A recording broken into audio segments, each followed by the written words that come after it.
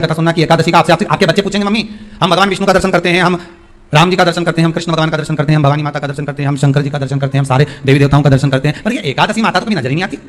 पूछेंगे कि नहीं पूछेंगे कि तुम जिस एकादशी का व्रत करते हो इनका जन्म कहां से हुआ, कहां जन्मी थी? एकादशी की जन्मस्थली कहां है भाई? भगवान कृष्ण की जन्मस्थली तो मथुरा है, श्री राम जी महाराज की जन्मस्थली बोल दो जम के अयोध्या है।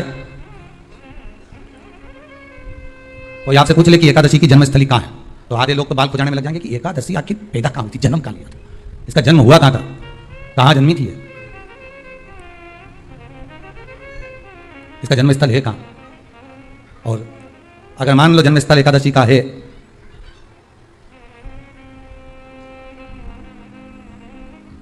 और एकादशी अगर जन्मी है, उसका जन्म हुआ है और दुनिया के लोग इतना व्रत करते हैं, उपवास करते हैं, तो फिर इसका जन्मस्थल कहां होगा? तो कहा इसका जो जन्मस्थल है वो बद्रीनाथ। कहां पर है?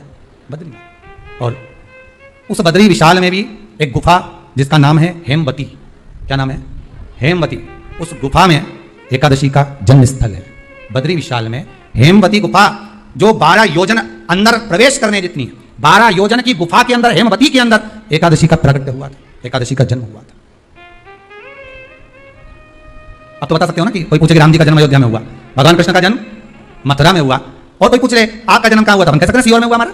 और आपसे कोई पूछे कहां हुए तो इंदौर में हुए कि देवास में हुए कि भोपाल में हुए कि मुंबई में हुए कि पुणे में हुए, आपका तो बता दोगे। पर बच्चे आपसे पूछ ले मम्मी तो इतनी एकादशी का व्रत करती है, एकादशी का तो व्रत करती है और सबको करा देती है कि बल्लभपुर की एकादशी करो, भले बकरी जैसे चलो पर एकादशी करो, और सबको एकादशी कराया। तो कोई पूछ ले कि एकादशी का जन्म कहां हुआ था तो आप कह सकते हो कि बद्री विशाल में, हेमावती में, बद्री विशाल के हेमवती गुफा के अंदर जो 12 योजन की गुफा है उस गुफा में एकादशी का जन्म हुआ।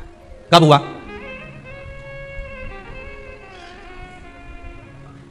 जन्म होने का कारण, राम जी के जन्म होने का कारण था रावण का संहार, भगवान कृष्ण के जन्म होने का कारण था कंस का संहार, नरसिंह भगवान के जन्म होने का कारण, प्रकट होने का कारण था हिरण्यकशिपु का संहार, बराह भगवान के प्रकट होने का कारण था कि पृथ्वी को जल पर लाकर ठहराना, हिरण्याक्ष का संहार।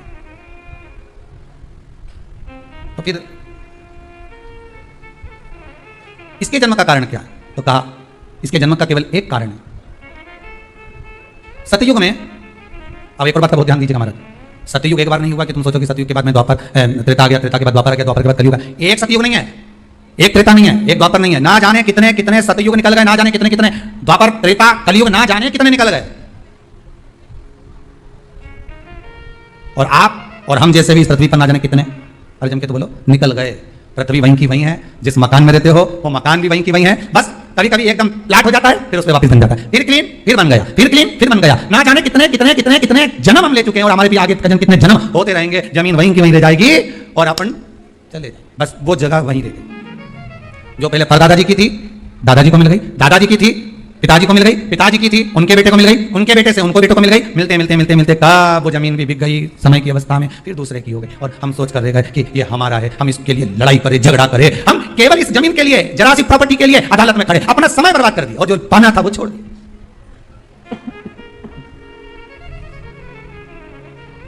जो पाना था वो छोड़ दिया हमने। असली रजिस्ट्री तो ये शिव महापुराण की कथा है, जिसमें बैठकर आप 3 घंटा भगवान की भक्ति को जो धारण कर रहे हो, 3 घंटा जो भगवान की कथा को आप श्रवण कर रहे हो, 3 घंटा जो भगवान की भक्ति में आप डूबे हुए हो, 3 घंटा जो भगवत स्मरण में आप लगे हुए हो, बस यही असली रजिस्ट्री है, यही वहां काम आने वाली है। इसके सिवाय कुछ काम नहीं आएगा। धन दौलत माल खजाना सब पड़ा की पड़ा रह जाए, सब धरा की धरा ले गया। वो एक लाइन आप लोग स्मरण करते होंगे, सज धज के जिस दिन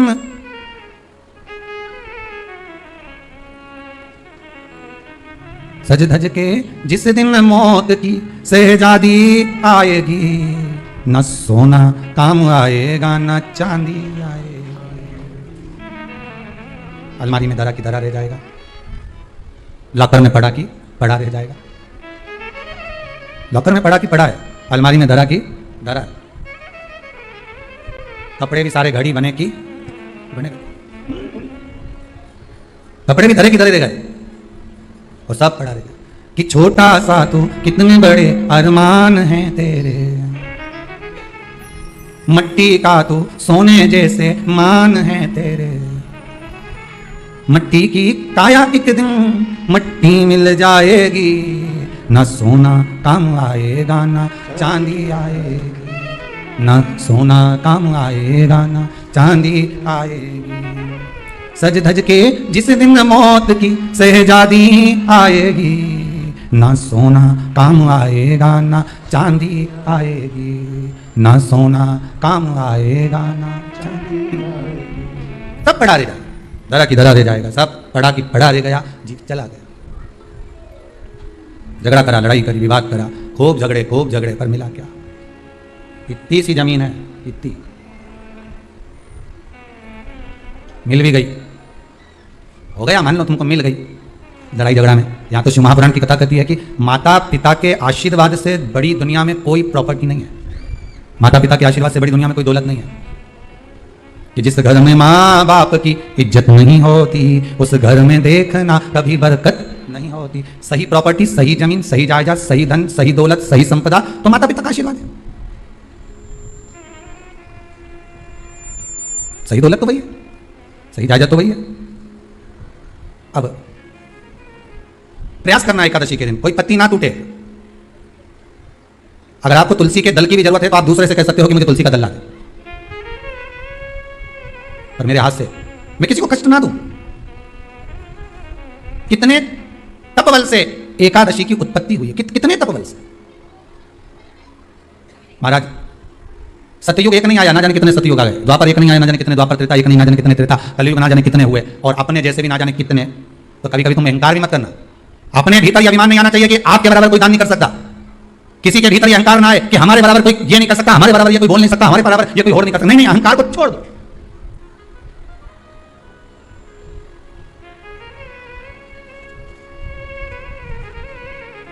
इस भारत की भूमि पर, इस भारत माता की गोद में अगर वीर भी जन्मे तो ढेर वीर जन्मे। सबसे पहला नियम एकादशी व्रत का, सबसे पहला नियम है कि आप जिस दिन व्रत करो उसके एक दिन पहले भक्ति का संचार इस हृदय में करो। भक्ति का संचार इस हृदय में कर लीजिए। जिस दिन आप व्रत करो, जैसे एकादशी का व्रत कर रहे हो तो दशमी के दिन शाम का समय जब आवे, रात्रि जब होने लगे, शाम का समय आवे और रात्रि का आप जब भोजन ग्रहण करो तो उस भोजन में कोई ऐसा पदार्थ ग्रहण मत करिए जिस पदार्थ के कारण आपकी एकादशी बिगड़ जाए। कोई बेकार भोजन में ग्रहण नहीं करना, श्रेष्ठ भोजन ग्रहण करिए दशमी के दिन। और एकादशी का दूसरा नियम बहुत ध्यान से सुनिएगा। जिस दिन आपकी एकादशी का व्रत हो उस दिन प्रयास करिएगा कि अपने हाथ से किसी भी वृक्ष की कोई पत्ती टूटे ना। अपने हाथ से किसी भी वृक्ष की, पौधे की, किसी भी वृक्ष की पत्ती अपने हाथ से ना टूटे। बहुत ध्यान दीजिएगा महाराज। एकादशी का यह दूसरा नियम है कि अपने हाथ से किसी पौधे की, किसी वृक्ष की, किसी डाली की कोई पत्ती टूटे ना, कोई पत्ती ना टूटे, इसका प्रयास करिएगा।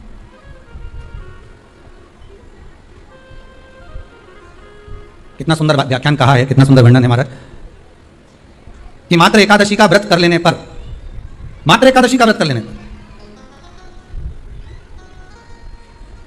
जो पूर्व में किया गया हमारा पाप कर्म है, हमने किसी जीव की हत्या करी है, हमने किसी को कष्ट प्रदान करा है, हमने किसी को अपशब्द कहा है, हमने किसी को ताने दिए, हमने किसी को आड़ा टेढ़ा कहा है, हमने किसी को गालियां दे दी है, मात्र एकादशी का व्रत ही कर लेने पर ये सारे जो दोष हैं वो समाप्त हो जाते हैं। सारे दोष हमारे समाप्ति पर आ जाते हैं।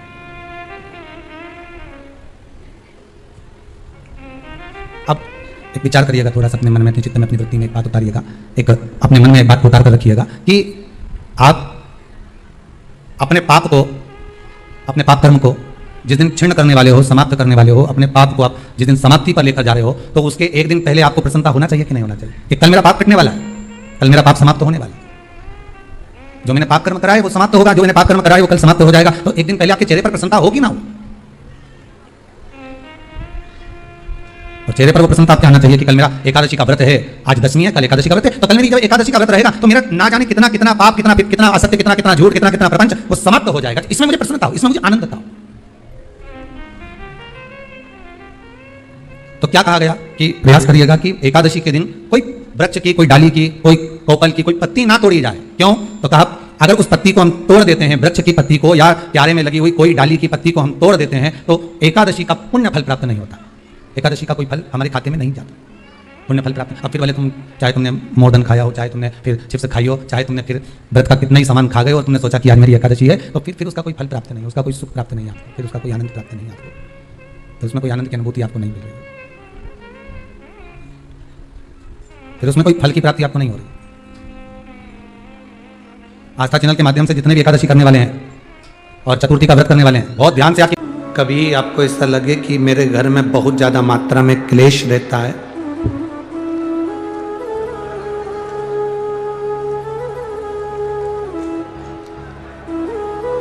बहुत ज्यादा मात्रा में क्लेश रहता हो, बहुत झगड़ा, परिवार में विवाद, तो प्रयास करा करो जब आप देवादिदेव महादेव को जल चढ़ाने के लिए जाएं और प्रदोष का यदि दिन हो या महीने की शिवरात्रि हो या प्रदोष का दिन हो, तो उंगली में ही भले एक उंगली में ही जरा सा शहद लगा कर ले जाओ और अशोक सुंदरी वाली जगह पर और शिवलिंग पर उस शहद को लगाकर जल चढ़ाने का प्रयास करो।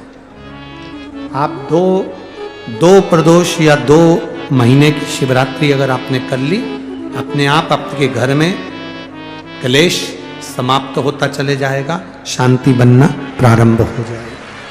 शहद में वो फल है, मधु में वो फल है। माता लक्ष्मी को सबसे ज्यादा प्रिय प्रसाद कौन कौन सा होता है? जल्दी बोलो, जरा जल्दी से बताओ। माता लक्ष्मी का प्रिय प्रसाद कौन सा है? कोई कहेगा खीर, कोई कहेगा सीरा हलवा, कोई कहेगा सिंघाड़ा, कोई कहेगा सीताफल, कोई कहेगा फल। पर माता लक्ष्मी के लिए सर्वश्रेष्ठ अगर कोई पकवान है, माता लक्ष्मी के लिए अगर सर्वश्रेष्ठ यदि कोई भोग है, अगर कोई ने किसी दीपावली के दिन अगर लक्ष्मी जी को शहद का यदि भोग लगाया है, तो उसके घर में कभी गरीबी नहीं आ सकती, वो उन्नति की ओर बढ़ता है। अब दुनिया के लोग क्या करते हैं? दीपावली के दिन पकवान बनाते, गुजिया बनाते, चक्की बनाते, बर्फी बनाते, लड्डू बनाते, बाजार से मिठाई लाते, पकवान बनाते, खीर बनाते, हलवा बनाते।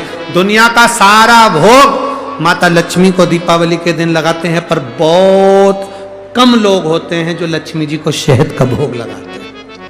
मेरे हिसाब से तो यहां भी जितने बैठे होंगे, इसमें भी कुछ ही होंगे गिने चुने जो लक्ष्मी जी को शहद का भोग लगाते है। कोई है शहद का जो भोग लगाते लक्ष्मी जी को? तो लक्ष्मी जी को शहद का भोग लगाते। लक्ष्मी को शहद की प्रियता, मधु की प्रियता, वो आनंदता देता। शिव महापुराण की कथा कहती है, एक देव महादेव और दूसरे नंबर पर देवी लक्ष्मी महालक्ष्मी, जिन पर मधु का प्रयोग मुंह। एक हमने पहले कथा में कहा था कि उसका लोगों ने उपहास भी किया, हंसी भी उड़ाई, पर लोगों ने उसका प्रयोग करा तो फल भी पाया। आज भी उस पत्र को, यहाँ पर भी एक पत्र है उसका, हम बताएंगे। हमने कहा था कि बीज पत्ती पर शहद लगाकर जब आप अपनी पूरी मेहनत करें, पूरा कर्म करें और अच्छी मेहनत में तल्लीन रहें, और मेहनत करते हुए जब किसी कार्य के लिए जाएं तो मध्य पत्ती में मधु लगाकर, शहद लगाकर, सुना था कि नहीं सुना था? शहद लगाकर शिवलिंग पर उसको लगाकर फिर जाइए, कार्य में सफलता मिलती है। ये हमने कहा था।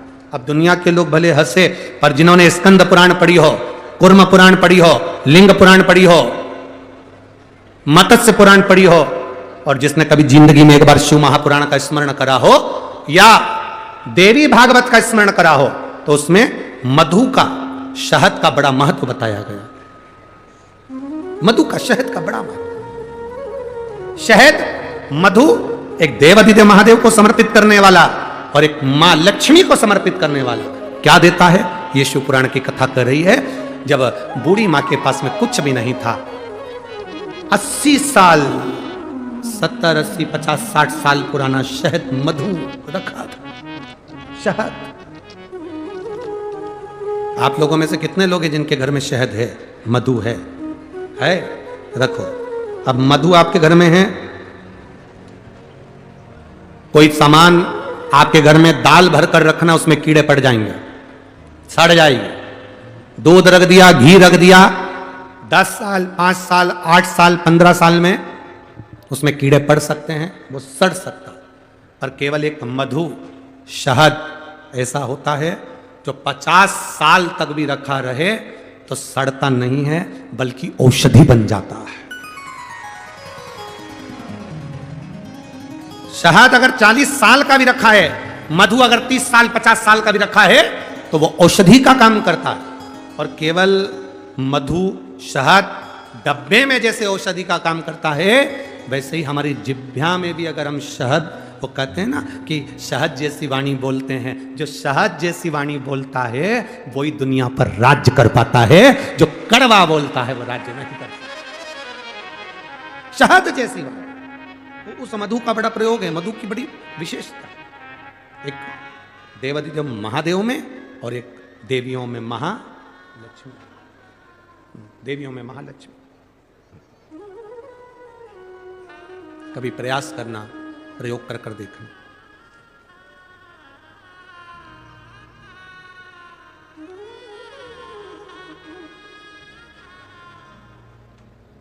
कभी प्रयास करना।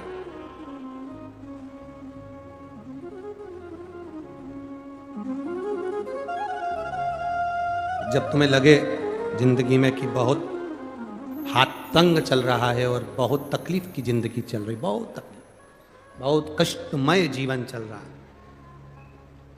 बहुत कष्ट।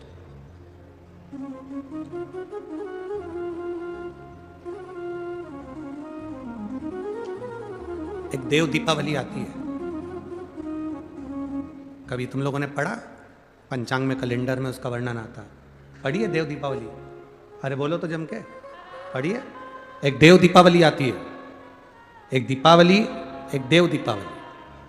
इन दोनों दीपावली के दिन अगर प्रयास करना, अगर बहुत कष्टमय जीवन चल रहा हो, फैक्ट्री भी ना चले, दुकान भी ना चले, व्यापार भी ना चले और कर्जा बढ़ते जा रहा हो, टेंशन ही टेंशन पूरी जिंदगी में हो रहा हो, कहीं से संपदा आ नहीं रही हो, धक्के की जिंदगी चल रही हो, तो एक बार मधु का प्रयोग कर कर देखना। महालक्ष्मी की अगर पूजन कर रहे हो देव दीपावली पर या दीपावली पर, तो पान के पत्ते पर एक शहद की बिंदी रखकर लक्ष्मी जी को भोग लगाइए। और शंकर जी के मंदिर में उसी दीपावली को या देव दीपावली पर शंकर भगवान के शिवलिंग पर एक पत्ते पर या पुष्प पर एक बूंद शहद लगाकर शिव जी को समर्पित कर कर देखिए। अगला वर्ष तक इंतजार करना, बाबा आपकी जिंदगी में 4 चांद ना लगा दो उस मधु के बल पर, तो आनंद के लिए प्रयास करिए।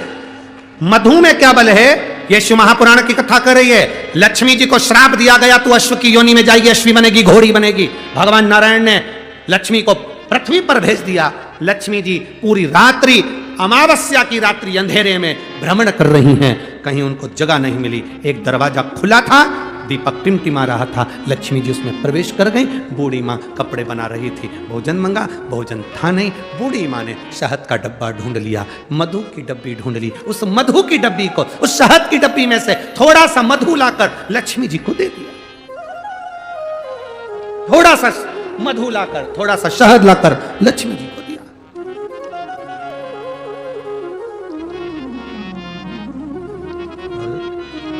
कहां से लाऊं लड्डू, कहां से लाऊं पेड़, घर में होए तो लाए ना, कहां से। इस बेलपत्री की पत्ती का आप लोग जितने लोग भी टीवी के माध्यम से देख रहे हैं, या जितने लोग आस्था चैनल के माध्यम से, फेसबुक यूट्यूब के माध्यम से, और जितने लोगों को नजदीक से अगर ये बेलपत्री ना दिखे तो आप लोग एलईडी के माध्यम से इसका स्मरण करिएगा जरा। ये बेलपत्री की पत्ती है। इस बेलपत्री की पत्ती में धोने के बाद भी, साफ करने के बाद भी, अगर बेलपत्री की पत्ती में कहीं चक्र रह जाता है, या बेलपत्री की पत्ती में नीचे गदा रह जाती है, डूठ रह जाता है, और वो डूठ वाली, वो चक्र वाली बेलपत्र यदि हम समर्पित करते हैं तो उसका पुण्यता हमारे खाते में नहीं आता। चक्र कैसा और गदा कैसी, डूठ कैसा, बेलपत्री की पौधे की डंडी में से बेलपत्री तोड़ी तो नीचे दूट रह जाता, देखा है ना माताओं? जम के बोलो जरा, देखा है सबने? उस दूट को निकाल दिया जाता, उस दूट को निकाल कर रख दिया जाता। अब चक्र की स्थिति क्या रहती है कि बेलपत्री का जो पौधा होता है उस पौधे में किसी किसी पत्ते में एक जैसे कागज रहता है, कागज में एक चने का दाना रख दो, चने का दाना रखकर कागज को दबा दो तो उसमें फुंसी जैसा एक भाव उत्पन्न हो जाता है। कभी कभी आप लोगों ने देखा होगा, उसमें उभरा हुआ भाग उत्पन्न हो जाता है। जिस बेलपत्री के पत्ते में, जिस बेलपत्री के पत्ते में कहीं उभरा हुआ सा भाग अगर नजर आता है, जैसे दाने जैसा अगर नजर आता है, या बेलपत्री का पत्ता नीचे से एक बिंदु जैसा उचक कर सामने आ जाता है, तो वो चक्र माना जाता है, वो बेलपत्री शिव को समर्पित नहीं करी जाती। और यहां तक शिव महापुराण की कथा कर रही है, अगर आपके पास में नूतन कोई बेलपत्र नहीं है, आप किसी जगह से बेलपत्र लेकर नहीं आए हो, बेलपत्र आपकी थाली में नहीं है, पूजन की थाली में नहीं है, शिव महापुराण यहां तक कहती है कि शंकर भगवान पर चढ़ी हुई बेलपत्र उठाओ, उसको धो और वापिस उसको हाथ में लेकर देवाधिदेव महादेव से अपने हृदय की बात कहकर वो बेलपत्र वापिस शिव जी को समर्पित कर दो, शिव उसको स्वीकार कर ले, शंकर उसको स्वीकार कर ले। शंभु शरणे मांगू घड़ी दुख काटो, दया करी दर्शन आपो। विनय निवेदन। शादी के समय पर मंगलसूत्र गले में पहनाया जाता है। क्यों पहनाते हैं मंगलसूत्र? क्योंकि उस मंगलसूत्र में कुछ दाने काले होते हैं, कुछ दाने पीले होते हैं, कुछ दाने सोने के होते हैं पीले कलर के, कुछ काले कलर के होते हैं, और बीच में एक छोटा सा पेंडिल हो जाता है मंगलसूत्र। वो मंगलसूत्र शादी के मंडप में लड़का लड़की को इसलिए पहनाता है कि इस मंगलसूत्र को तुम देख लो, जैसा यह मंगलसूत्र है वैसा ही हमारा जीवन रहेगा। कुछ दिन काले रहेंगे तो कुछ दिन पीले रहेंगे, कुछ दिन सुख के रहेंगे तो कुछ दिन दुख के रहेंगे। पर चिंता मत करना, ये सुख और दुख के दिनों में जब हम पूर्ण तरह से निकल जाएंगे तब आखिरी में एक पेंडिल आता है, उसी तरह फिर हमारी जिंदगी में एक आनंद का दिन जरूर आएगा। चिंता मत, वो दिन जरूर आएगा, वो दिन अपनी जिंदगी में खुशी का दिन जरूर आएगा, सुख का दिन जरूर आएगा।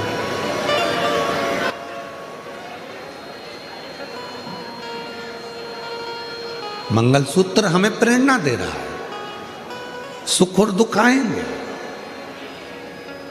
जिंदगी है, कभी भी याद रखना, कोई महाराज तुमको मिल जाए और कह दे कि मैं तुम्हारी जिंदगी में दुख नहीं आने दूंगा, समझ लेना पक्का बेवकूफ बना रहा। तुमसे पैसे कमाना होंगे इसलिए वो कह रहा है कि तुम्हारी जिंदगी में दुख नहीं आने दो।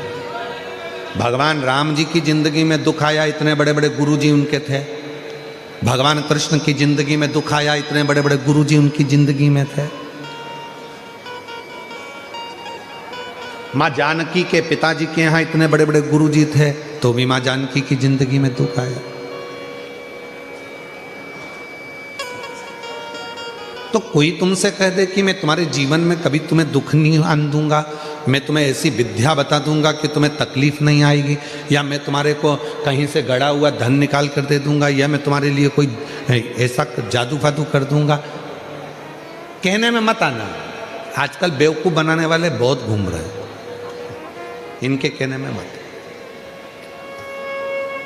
अपना दुख अपने को काटना। अपने को छींक आई है, छींक आई तो पड़ोसी छींकेगा क्या? जम के बोलो, बच्चे छींकेंगे क्या? अपनी छींक अपन को छींकना। अपने को खांसी आई, अपने को खांसी। अभी हमारे गले में खराश आ रही थी और हम माइक बंद करके तुमको इशारे में बोले खराश लो, तो तुम्हारे खराशने से हमारा खराश बंद हो जाएगा क्या? अरे बोलो। तो शिव महापुराण की कथा कहती है कि माता पिता के आशीर्वाद से बड़ी दुनिया में कोई प्रॉपर्टी नहीं है। माता पिता के आशीर्वाद से बड़ी दुनिया में कोई दौलत नहीं है। कि जिस घर में माँ बाप की इज्जत नहीं होती, उस घर में देखना कभी बरकत नहीं होती। सही प्रॉपर्टी, सही जमीन, सही जायदाद, सही धन, सही दौलत, सही संपदा, तो माता पिता का आशीर्वाद है।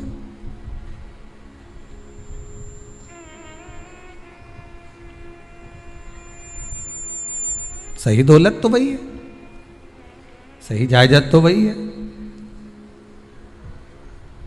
अब प्रयास करना एकादशी के दिन कोई पत्ती ना टूटे। अगर आपको तुलसी के दल की भी जरूरत है तो आप दूसरे से कह सकते हो कि मुझे तुलसी का दल ला दे।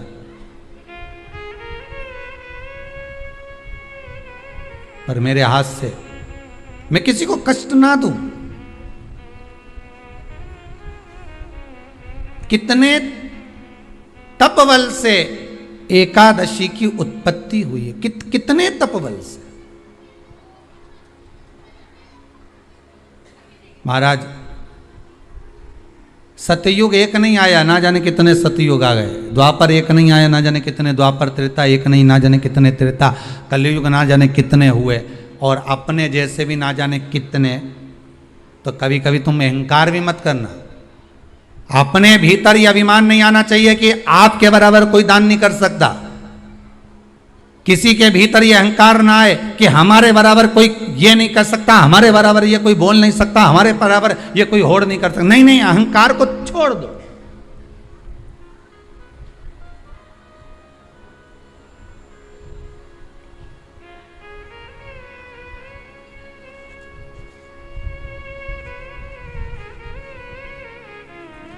इस भारत की भूमि पर, इस भारत माता की गोद में अगर वीर भी जन्मे तो ढेर वीर जन्मे। कोई एक नहीं, कोई एक सोचे कि मेरे बराबर कोई और नहीं कर सकता। नहीं नहीं, ना जाने कितने।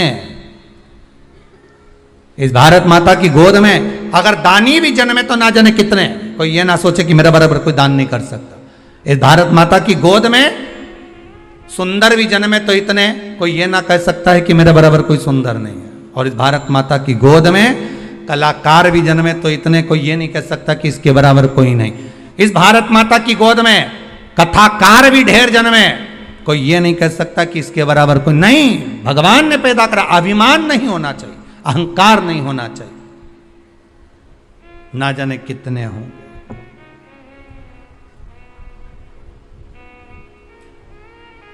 ना जाने कितने।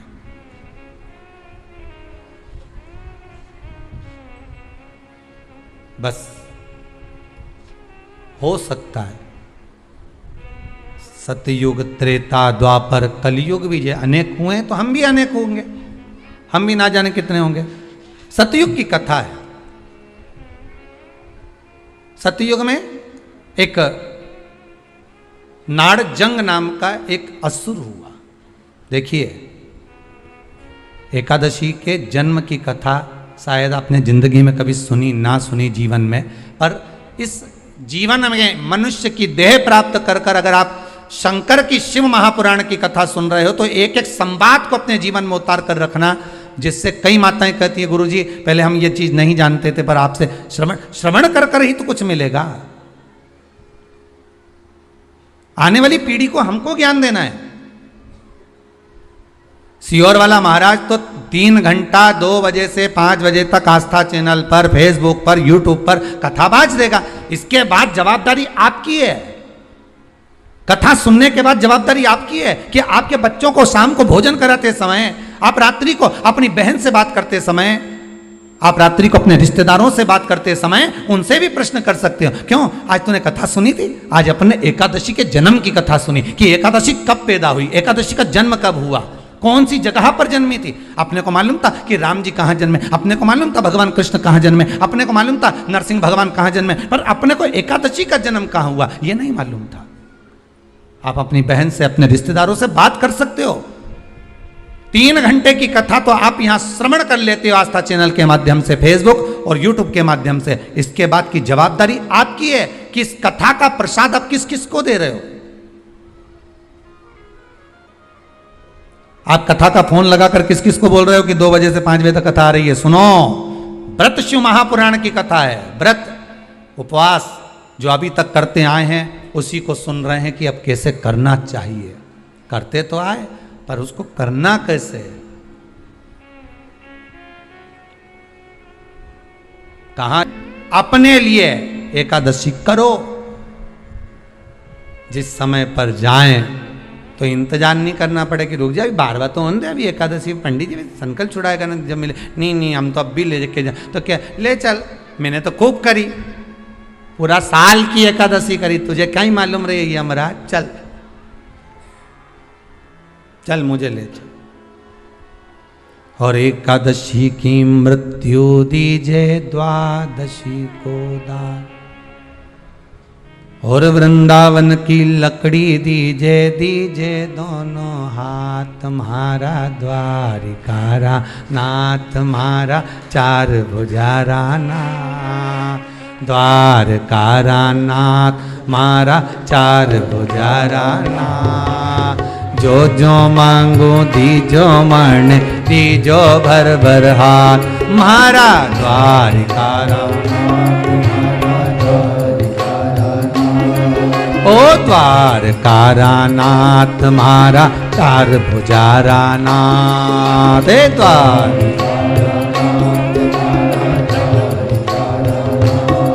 ओ जो जो मांगो दीजो मण, दीजो भर भर हाथ, म्हारा द्वारकारा ओ द्वारकारा जय हो।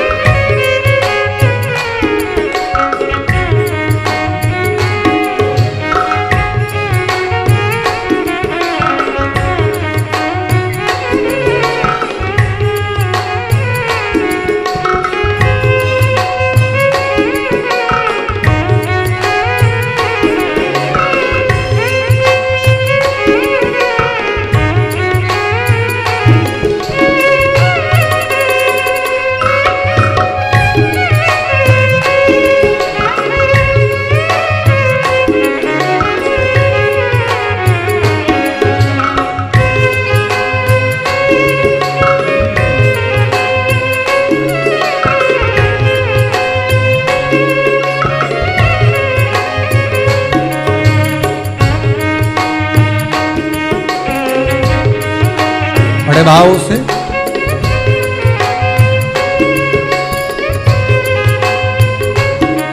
ओ एकादशी की मृत्यु दीजे द्वादशी को दान, एकादशी की मृत्यु दीजे द्वादशी को दान, ओ एकादशी की मृत्यु दीजे द्वादशी को दान, एकादशी की मृत्यु दीजे द्वादशी को दान। अरे वृंदावन की लकड़ी दीजे दीजे दोनों हाथ, म्हारा द्वारिकारा नाथ, म्हारा द्वारिकारा द्वारिकारा ओ जो जो मांगो दीजो मण, दीजो भर भर हाथ, म्हारा द्वारिकारा नाथ, ओ द्वार जय हो।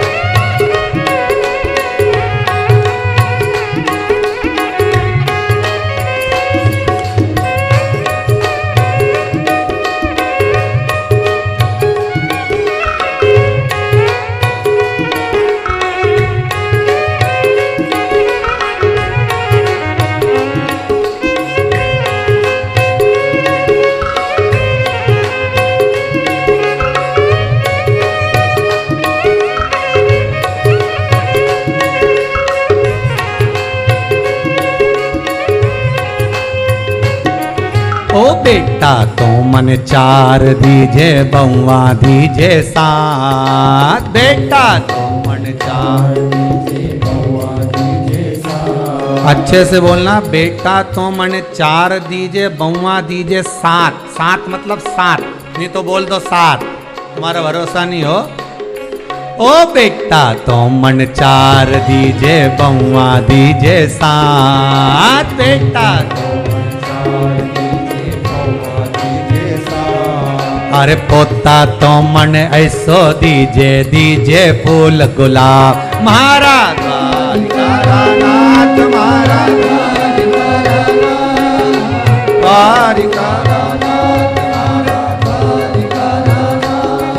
ओ जो मांगो दीजो मन, दीजो भर भर हाथ। महाराज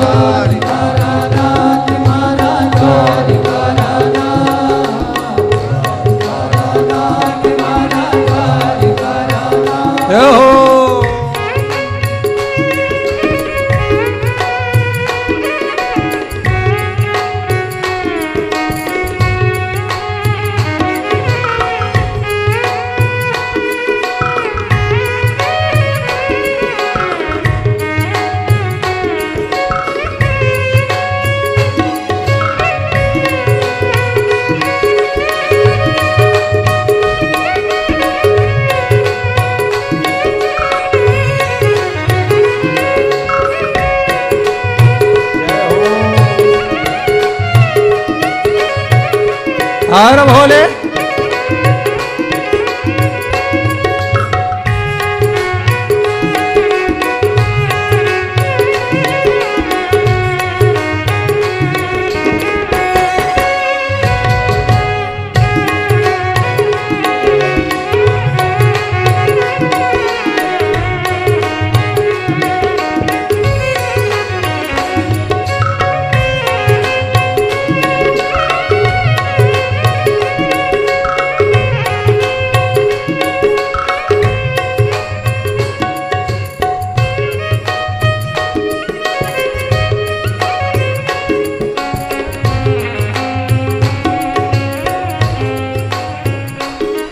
ओ सुमति तो दीजे लाला, कुमति हटा जो जी।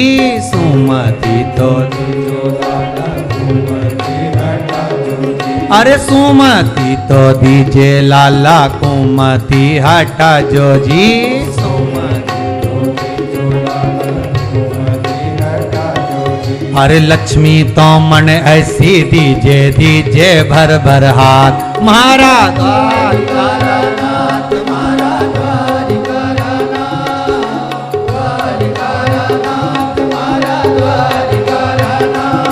ओ जो मांगो दीजो मन, दीजो भर भर हाथ। मारा द्वारिकानाथ, मारा द्वारिकानाथ, ओ द्वारिकानाथ, मारा द्वारिकानाथ, ओ द्वारिकानाथ। पूछे तो बता देना एकादशी का जन्म कहाँ हुआ था, एकादशी का जन्म किस गुफा में हुआ था, एकादशी का जन्म कौन से महीने में हुआ था, एकादशी का जन्म कौन सी एकादशी को हुआ था। ये सब वर्णन आज की कथा में अपन ने श्रवण करा। एकादशी का बहुत सारा चरित्र रह गया है। एकादशी के 18 नियम है। कितने नियम है? 18। उसमें से 2 नियम बताए थे आपको पत्ती टूटने तक का। कितने रहेगा भैया? 16 नियम कल की कथा में लेंगे। चतुर्थी की कथा भी रह गई, वो भी कल की कथा में लेकर आगे प्रवेश करेंगे। आज की कथा को यहीं विराम की ओर लेते हैं। बड़े भाव से, आनंद से, बहुत सुंदर व्रत शिव महापुराण की कथा चल रही है। आपके जीवन को सार्थक करे। सबको प्रसाद के रूप में बांटो। घर घर फोन कर दो, सारे घरों में फोन लगा दो, मैसेज कर दो या कथा की लिंक भेज दो कि यह कथा मालूम पड़ेगा कि हम इतने साल से एकादशी कर रहे हैं। उसका जन्म कब हुआ है, क्यों आई वो, किसको मारा उसने, क्या कारण था कि अन्न नहीं खाते। ये सारा चरित्र सुनते सुनते कल कथा में और प्रवेश करेंगे। 16 नियम रह गए हैं, 18 में से 2 वर्णन करें। 16 नियमों को और आगे सुनेंगे और उसको सुनते हुए चतुर्थी के व्रत का क्या विधान है उसमें प्रवेश करेंगे कि चतुर्थी के व्रत में जो आखा दाना रखा जाता है उसका महत्व क्या होता है। चतुर्थी के व्रत में जो कलश में पानी भरा जाता है उसका महत्व क्या होता है। चतुर्थी के व्रत में क्यों चूरमा बना? बचपन में जो आपने भजन किया, बचपन में जो आपने देवादिदेव महादेव को एक लोटा जल समर्पित किया, बचपन में जो आप भगवान शंकर के मंदिर तक गए हो, जवानी में जो आपने भगवान शंकर का भजन किया है, जवानी में जो आप शिव के मंदिर तक गए हो, जैसे बचपन जवानी में भजन किया जाता है, तो वो भजन बचपन जवानी में एक लोटा जल अगर शिव जी को समर्पित किया जाता है तो वो एक लोटा जल बचपन जवानी में जो तुमने भगवत नाम का कीर्तन करा, राम नाम, कृष्ण नाम, शिव नाम, विट्ठल, पांडुरंगा, हरि विट्ठल, जो तुमने भजा है, भगवान का जो भजन किया, वो तुम्हारा भजन कभी भी बूढ़ा नहीं होता। तुमने जो बचपन और जवानी में जो भजन किया, वो भजन तुम्हारा कभी बूढ़ा नहीं होता।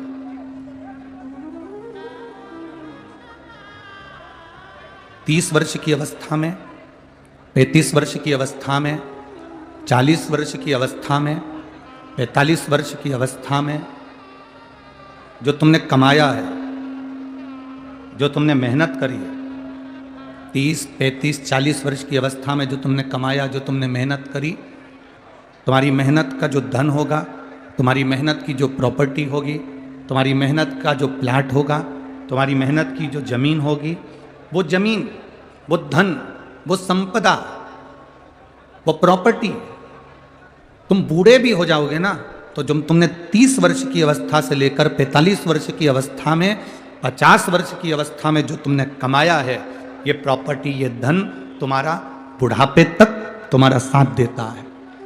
जो तुमने 30 वर्ष की अवस्था में, जो तुमने 30 वर्ष की अवस्था में, 35 वर्ष की अवस्था में, 40 वर्ष की अवस्था में जो तुमने कमाया, वो तुम्हारा बुढ़ापे तक, आखिरी की श्वास तक तुम्हारा साथ देता है, आखिरी श्वास तक। अब जैसे 30 वर्ष की अवस्था में, 35 वर्ष की अवस्था में, 40 वर्ष की अवस्था में, 45 वर्ष की अवस्था में जो तुमने कमाया, वो तुम्हारे अंतिम श्वास तक तुम्हारा साथ देता है। उसी तरह जो तुमने 15 वर्ष की अवस्था में, 7 वर्ष की अवस्था में, 9 वर्ष की अवस्था में, 8 वर्ष की अवस्था में, 6 वर्ष की अवस्था में, 5 वर्ष की अवस्था में, 40 वर्ष की अवस्था में, 30 वर्ष की अवस्था में, 25 वर्ष की अवस्था में जो तुमने अपने बाल्य अवस्था से लेकर जवानी की अवस्था तक जो तुमने भगवान का भजन किया, जो तुमने स्मरण किया, जो तुमने दान किया, जो तुमने राम नाम, कृष्ण नाम का जाप किया, जो तुमने एक लोटा जल देवादिदेव महादेव को समर्पित किया, जैसे जवानी में कमाया गया धन बुढ़ापे तक काम देता है, जवानी में खरीदी गई प्रॉपर्टी मरते दम तक, आखिरी तक काम दे जाती है, उसी तरह जवानी में किया गया भजन, बचपन में किया गया भजन तुम्हारे अंतिम क्षण तक तुम्हारा साथ दे जाता है। आखिरी श्वास, अंतिम क्षण तक, अंतिम श्वास तक, अंतिम पल तक तुम्हारा साथ देता है। कई लोग कहते हैं गुरुजी भजन करने की कोई उम्र हो, भजन करने की कोई उम्र होती है? जब तुम्हारा मन कर जाए, जब तुम्हारा चित्त कर जाए, जब तुम्हारा हृदय कर जाए, जब तुम्हारा दिल करे, तब तुम भगवान के मंदिर जाओ। कई माताएं कहती हैं मैं रोज सवेरे 10 बजे भगवान शंकर, आवाज पकड़ रहा है,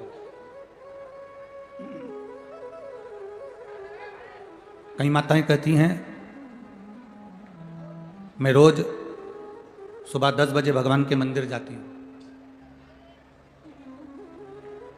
कोई कोई कहता है कि हम सुबह 8 बजे भगवान के मंदिर जाते हैं, 9 बजे भगवान के मंदिर जाते हैं, कोई 11 बजे भगवान के मंदिर जाता है।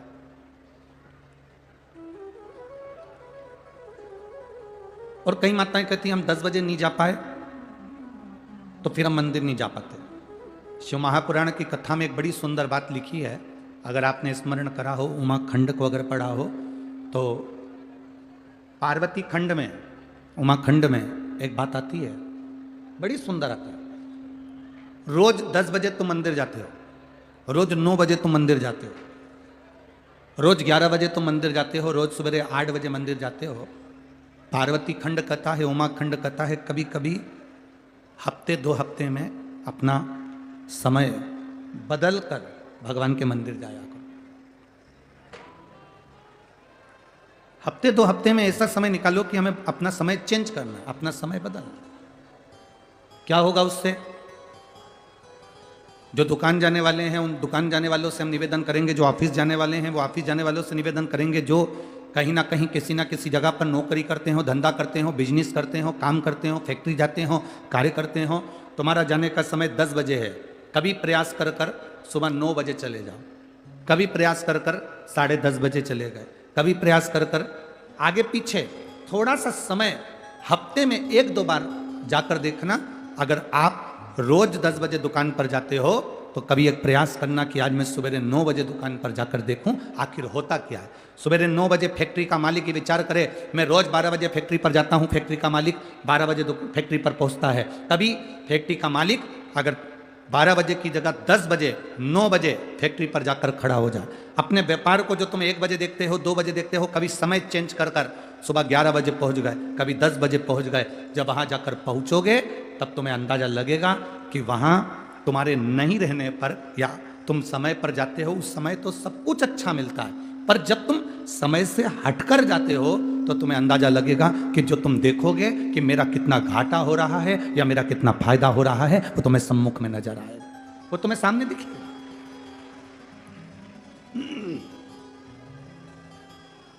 वो तुम्हारे सामने नजर आने लगेगा। शिव कथा कहती है, भगवान शंकर का संवाद कर रहा है, शिव महापुराण की कथा कर रही।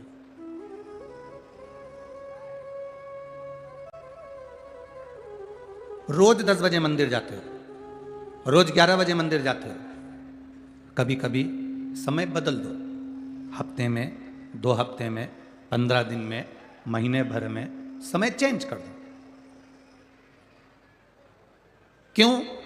तो तुम्हें महसूस होगा, तुम्हें लगेगा कि आज मैंने समय बदला, समय चेंज करा, समय थोड़ा बदला है, तो मैं जल्दी महादेव के पास अगर पहुंच गई हूं या मैं कुछ देरी से देवाधिदेव महादेव के पास पहुंच गई हूं तो तुम्हें महसूस होगा कि कहीं ना कहीं महादेव की कृपा तुम पर बरसी जरूर है।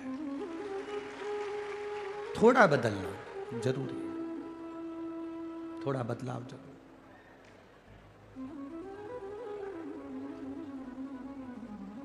जाओ शिव के मंदिर, रोज जाओ, भगवान के दरवाजे पर रोज पहुंचो, प्रतिदिन जाओ, पर महीने भर में, हफ्ते भर में 1-आध दिन आगे पीछे थोड़ा चेंज करो।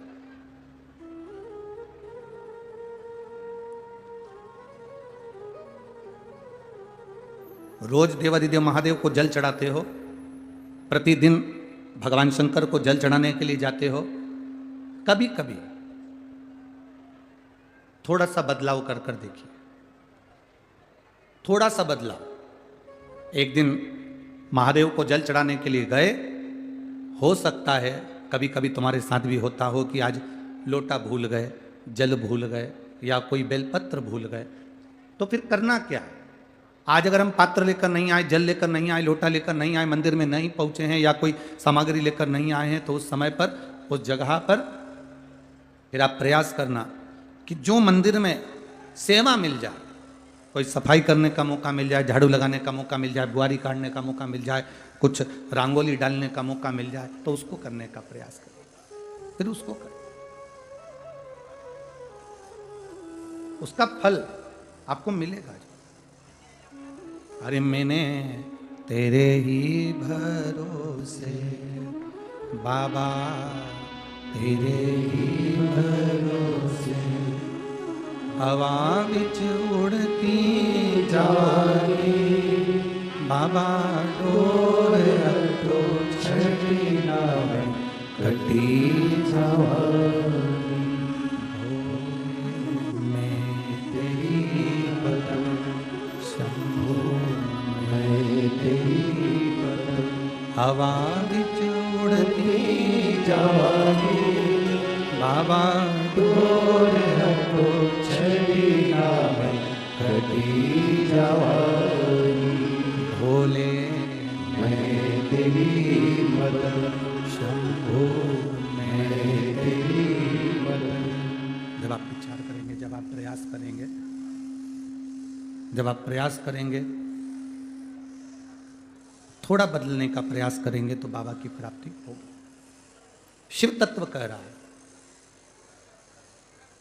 भगवान शंकर का एक वर्णन, जैसे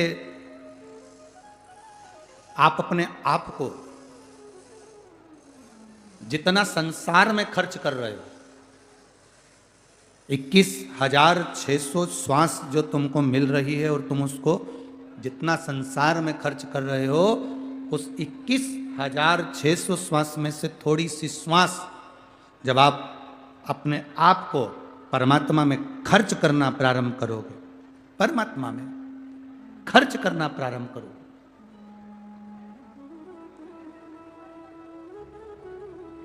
अपनी 21,600 श्वास में से कुछ श्वास जब आप परमात्मा में खर्च करेंगे, मंदिर जाना, शिवालय जाना, देवालय जाना, कोई परमार्थ का कार्य करना,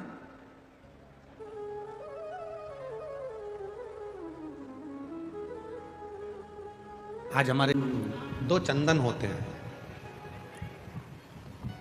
शिव महापुराण की कथा दोनों चंदन का वर्णन कर रही है। एक होता है हरि चंदन, एक होता है शिव चंदन। और दोनों चंदन बहुत कठिनता से नहीं बनते, पूर्ण समर्पण के साथ में ये दोनों चंदन का निर्माण होता है।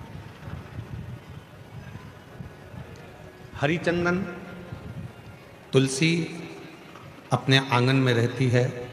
तुलसी का पौधा जब सूख जाता है तो तुलसी की जो लकड़ी होती है उसको घिसकर पानी में भगवान को लगाया जाता है, वो चंदन हरि चंदन कहलाता है।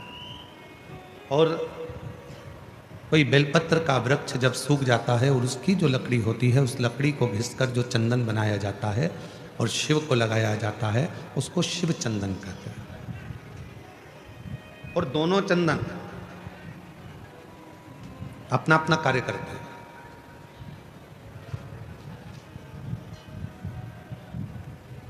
जैसे चंदन लगाते समय 3 उंगली का प्रयोग हम भगवान शिव पर करते हैं, आकार, ओमकार, ओमकार। ये 3 उंगलियों का प्रयोग हम शिव जी पे चंदन लगाते समय करते हैं।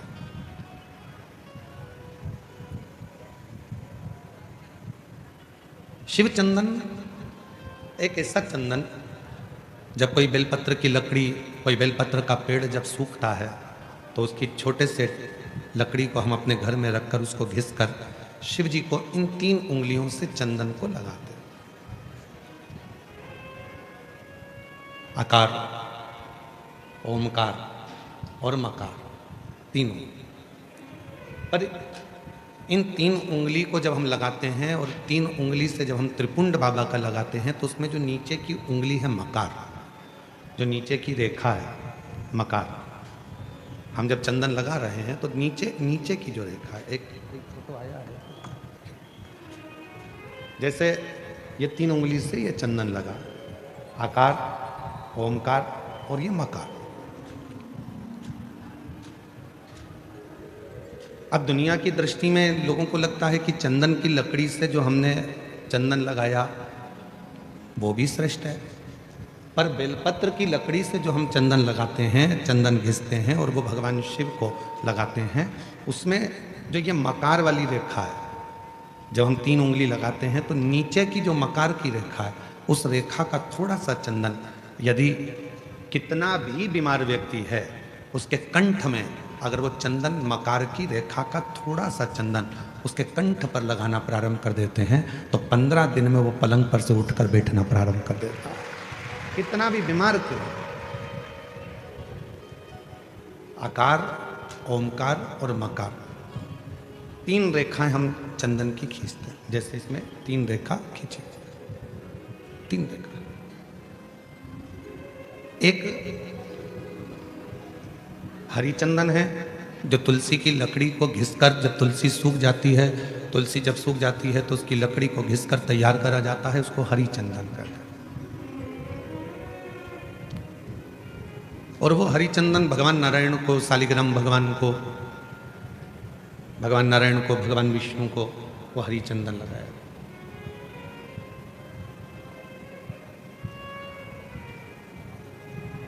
हरी चंदन का लेपन किया जाता है और वो हरी चंदन भी बड़ा काम का है महाराज। जब शालिग्राम भगवान को हरी चंदन लगाते हैं, हरी चंदन का लेपन करते हैं, या एक बिंदी भी हरी चंदन की लगाते हैं, और यदि वो हरी चंदन का एक छोटा सा अंश मात्र भी हम लेकर आए, और जिसको दमे की शिकायत होती है, श्वास की शिकायत होती है, चढ़ने में चलते चलते हांपड़ी भरा जाती है, हाँप भरा जाती है, डॉक्टर ने कह दिया कि फेफड़े 70%, 60%, 80% खराब हो गए हैं, काम नहीं कर रहे, उस व्यक्ति के हृदय पर, वक्ष स्थल पर यदि वो हरी चंदन का लेपन जो शालिग्राम भगवान पर, भगवान श्री हरि पर, राम जी पर, ठाकुर जी पर, कृष्ण पर, लड्डू गोपाल पर जो आपने किया है, उसको यदि हम लगाना चालू करते हैं तो उसको भी फिर चलने में तकलीफ नहीं आती और फेफड़े उसके काम करना प्रारंभ कर देते हैं। वो हरी चंदन की भी एक प्रथा। तो दो चंदन, एक हरी चंदन, एक शिव चंदन। जम के बोलेंगे सभी लोग, हरी चंदन काय से बनता है? तुलसी की लकड़ी से। और शिव चंदन काय से बनता है? बेलपत्र जो सूख जाता है, लकड़ी जो सूख जाती है उसके। दोनों कारगर।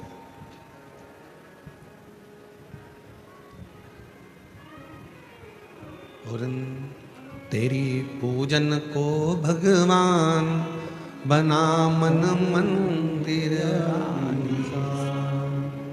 तेरी पूजन को भगवान बना मन मंदिर, घिस घिस चंदन तुझे लगाऊं, नित नित तुझको रोज मनाऊं, घिस चंदन तुझे लगाऊं, हे भगवान नित्य तेरे को मैं मनाऊं, घिस घिस चंदन रोज लगाऊं, नित नित भोला तुझे मनाऊं, घिस घिस चंदन रोज लगाऊं, नित नित भोला तुझे मनाऊं, तेरी पूजन को भगवान बना मन मंदिर,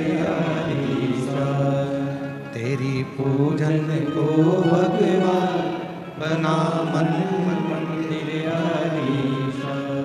बना मन मंदिर आलीसा, तेरी पूजन को भगवान बना मन मंदिर आलीसा, तेरी पूजन को भगवान।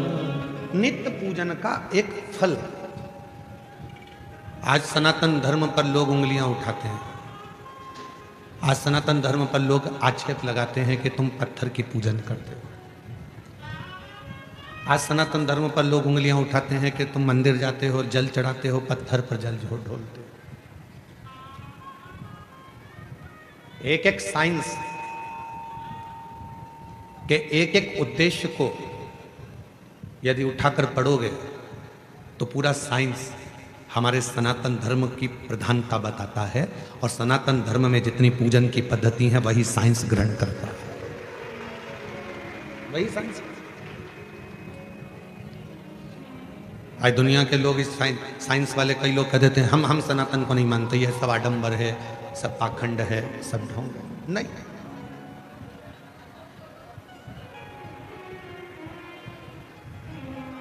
एक समय ऐसा भी आता है डॉक्टर पूरा इलाज करता है, सारी दवाइयां देता है, सब कुछ करता है, और आखिरी में डॉक्टर भी कह देता है कि मैं पूरी कोशिश कर रहा हूं, अब उसके हाथ में। मतलब डॉक्टर को भी मालूम है कि एक डॉक्टर और बैठा है, वो काल अधिपति महाकाल कहीं ना कहीं बैठकर इस कार्य को कर रहा है। एक और बैठा, कोई संभालने वाला एक और बैठा है। शिव कथा कर रहे हैं। कल कथा में कहा था कि दुनिया में किसी की सामर्थ्यता नहीं है कि कोई तुम्हारा बुरा कर दे। अपना बुरा हम खुद कर रहे हैं, कोई दूसरा बुरा नहीं कर सकता।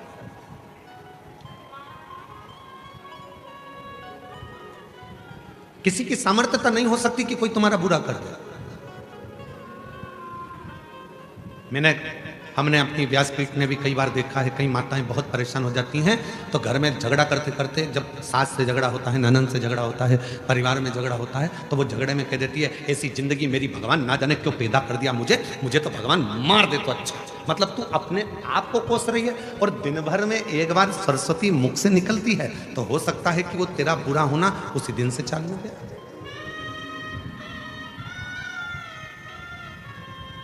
कई बार पुरुष, मेरे जीजा हुन भी जब परेशान हो जाते हैं तो कहते हैं भगवान ये शरीर तो भगवान तूने ऐसा दे दिया। कई माताएं दिन भर बैठी बैठी सोचती रहती हैं कहीं मुझे ये बीमारी तो नहीं हो गई, मेरे शरीर में गठान हो गई, कहीं मुझे ये वाली बीमारी तो नहीं हो गई, मेरे को भोजन नहीं पच रहा तो मुझे ये बीमारी तो नहीं हो गई, मेरी आंखें दुख रही हैं तो आंखों में ये बीमारी तो नहीं हो गई, मेरी कमर से चलते नहीं बन रहा तो मेरा कहीं गुड़िया तो नहीं खसक गया, मेरा घुटने से चलते नहीं बन रहा, मेरा घुटना तो बेकार नहीं हो गया, कहीं घिस तो नहीं गया। प्रत्येक स्त्री पुरुष आज के समय में प्रत्येक व्यक्ति अपने लिए ही बुरा सोच रहा है, मेरे को ये तो नहीं हो गया, मुझे ऐसा।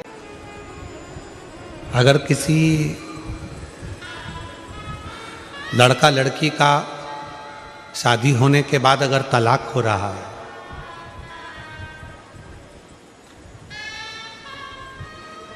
लड़की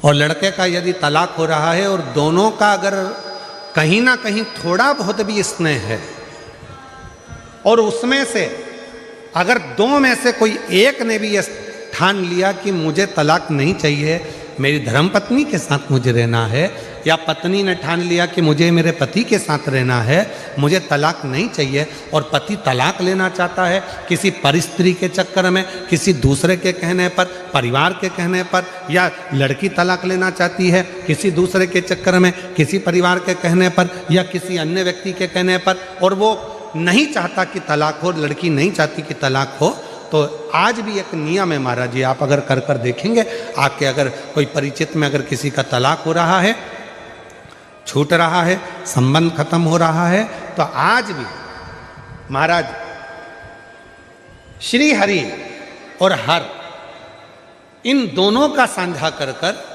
यदि नंदी से लेकर भगवान शंकर के शिवलिंग तक, नंदी से लेकर भगवान शंकर के शिवलिंग तक एक मौली को आप लोग क्या कहते हैं गुजरात में, वो मौली जो हाथ में बांधते हैं उसको क्या बोलते हैं गुजरात में? नाड़ा, लच्छा, मौली, जो लाल पीला धागा होता है ना जिसको हाथ में बांधते हैं पूजन के टाइम पर, तो वो लच्छा, वो नाड़ा, वो मौली जो है वो जो बांधने वाला है, नंदी का जो एक चरण खड़ा हुआ है, बाकी का चरण एक आगे का नीचे दबा हुआ है, पीछे का चरण भी दबा है, पर एक नंदी का चरण ऊपर है, उस चरण से लेकर भगवान शंकर के शिवलिंग तक एक सूत्र को बांधा जाए और उस सूत्र को 7 जगह पर बेलपत्र रखकर उठा लिया जाए, और उठाने के बाद में किसी भी बेलपत्र के वृक्ष के नीचे वो 7 बेलपत्र समर्पित कर कर वो धागा लेकर 7 परिक्रमा अगर बेलपत्र की करी जाए और जिससे संबंध टूट रहा है उसी से वापिस प्रेम बढ़ाया जाए, तो वो स्मरण कर कर अगर 7 परिक्रमा उस धागे के साथ में कर कर हाथ में अगर बांधा जाए तो कितना भी दम लगा ले कोई व्यक्ति तलाक हो ही नहीं सकता। स्नेह बढ़ेगा ही, प्रेम बढ़ेगा ही, वो टूट नहीं सकता, उसको तोड़ा नहीं जा सकता। पर उसमें एक काम आपका भी चाहिए, आपकी वात्सल्यता, आपका प्रेम, आपकी करुणा और आपकी अच्छी सोच, अच्छे विचार, ये सब तो होगा, पर साथ में अच्छे विचार होंगे, अच्छी सोच होगी, अच्छी करुणा होगी, अच्छी वात्सल्यता होगी, अच्छा स्नेह होगा, अच्छा प्रेम होगा, अच्छा मन होगा, तो ही तो सब श्रेष्ठ होगा, तभी तो श्रेष्ठ होगा। स्नेह को बढ़ाए, प्रेम को बढ़ाए, शिव कथा कह रही है। आप लोगों को मालूम है कि नहीं मालूम वो हमको नहीं पता, पर जब किसी शिवलिंग की प्राण प्रतिष्ठा होती है और सामने जो नंदी बैठता है, उस नंदी से शिवलिंग तक एक सूत्र जमीन के अंदर दबाया जाता है, जिसको सोमसूत्र भी कहते हैं। एक सोने का तार, चांदी का तार या तांबे का तार या पीतल का तार नंदी से लेकर शंकर भगवान के शिवलिंग तक उसको स्थापना के समय पर भूमि में उसको दबा दिया जाता है, शिव से नंदी तक के बीच। शिव नंदी। कई लोग पूछते हैं गुरुजी इस तार का इतना महत्व क्यों होता है, क्या कारण होता है कि इस तार को दबाया जाता है, इस सोमसूत्र को लगाया जाता है, आखिर इसका इतना महत्व क्यों होता है, क्या कारण है इसका? इसका कारण केवल एक होता है कि यदि मान लो कोई व्यक्ति शंकर भगवान के शिवलिंग में जाकर जल नहीं चढ़ा पाया, कोई शंकर जी के शिवलिंग तक नहीं पहुंच पाया, और मंदिर के बाहर से भी अगर वो निकल कर चले गया और उसके मन में कोई कामना आ गई, तो वो नंदी के कानों में पड़ जाती है और नंदी उसको शंकर भगवान तक कह देते हैं और व्यक्ति का कार्य सफल होना प्रारंभ होता है। सूत्र की इतनी प्रधानता, सूत्र की इतनी महत्वता। बोल बम का नारा है, जम के बोलो जरा, बोल बम का नारा है श्री शिवाय।